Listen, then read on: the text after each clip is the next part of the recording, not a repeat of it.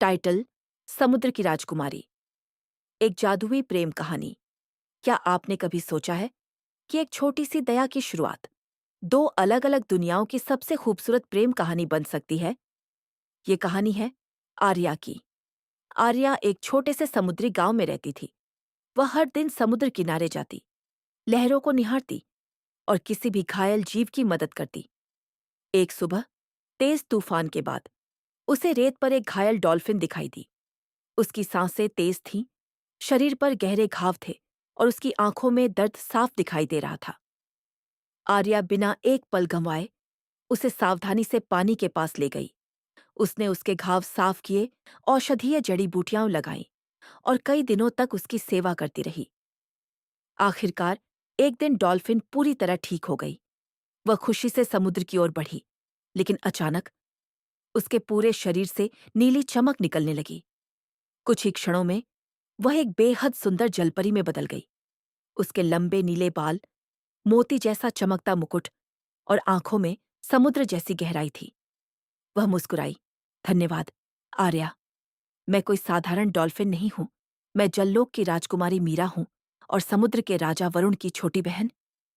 यह कहकर वह फिर से डॉल्फिन बनी और गहरे समुद्र में गायब हो गई।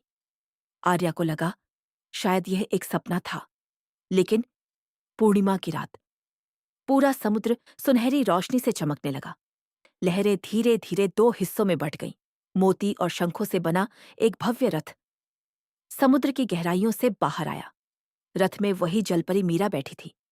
उसने मुस्कुराकर कहा, राजा वरुण, आपसे मिलना चाहते हैं।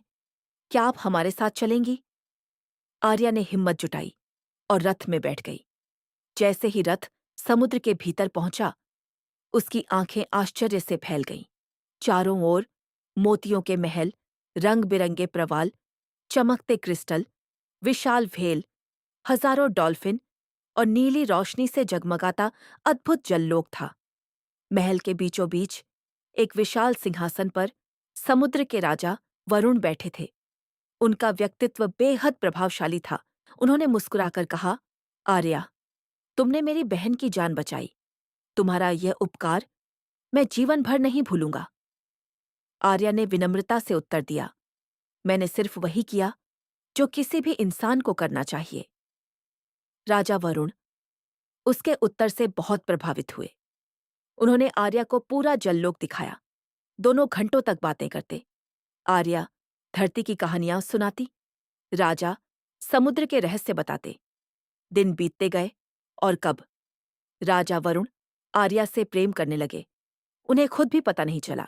एक शाम मोतियों से सजे बगीचे में हजारों जुगनू जैसी चमकती मछलियों के बीच राजा वरुण ने कहा, आर्या, सदियों से मैं इस समुद्र का राजा हूं, लेकिन तुम्हारे जैसा सुंदर दिल मैंने कभी नहीं देखा।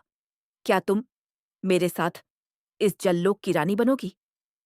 आर्या कुछ देर चुप रही। उसकी आंखों में खुशी भी थी और उलझन भी। उसने धीरे से कहा, मेरा परिवार, मेरी दुनिया धरती पर है। मैं आपको छोड़ना भी नहीं चाहती और उन्हें भी नहीं। तभी पूरा महल तेज रोशनी से भर गया। समुद्र की प्राचीन देवी प्रकट हुई। उन्होंने मुस्कुराकर कहा, सच्चा प्रेम कभी दो दुनियाओं की दूरी से नहीं हारता। उन्होंने अपना हाथ उठाया और एक दिव्य प्रकाश आर्या के चारों ओर फैल गया। आज से जब भी तुम चाहो धरती पर मानव बनकर रह सकोगी और जब चाहो जलपरी बनकर जललोक लौट सकोगी। आर्या की आंखों में आंसू आ गए। राजा वरुण मुस्कुरा उठे। कुछ दिनों बाद पूरे जललोक में भव्य उत्सव मनाया गया। डॉल्फिन खुशी से नाचने लगी, व्हेल मधुर गीत गाने लगी, मोतियों की वर्षा होने लगी और आर्या जललोक की नई रानी बन गई। कहते हैं, आज भी पूर्णिमा की रात अगर कोई इंसान सच्चे दिल से समुद्र किनारे किसी घायल जीव की मदद करे, तो दूर लहरों के बीच एक मुस्कुराती डॉल्फिन और उसके साथ मोतियों का मुकुट पहने समुद्र की रानी जरूर दिखाई देती है, धीमे और रहस्यमयी अंदाज में। शायद वह आर्या ही हो जो आज भी दया और प्रेम का संदेश दोनों दुनियाओं तक पहुंचा रही है। समाप्त।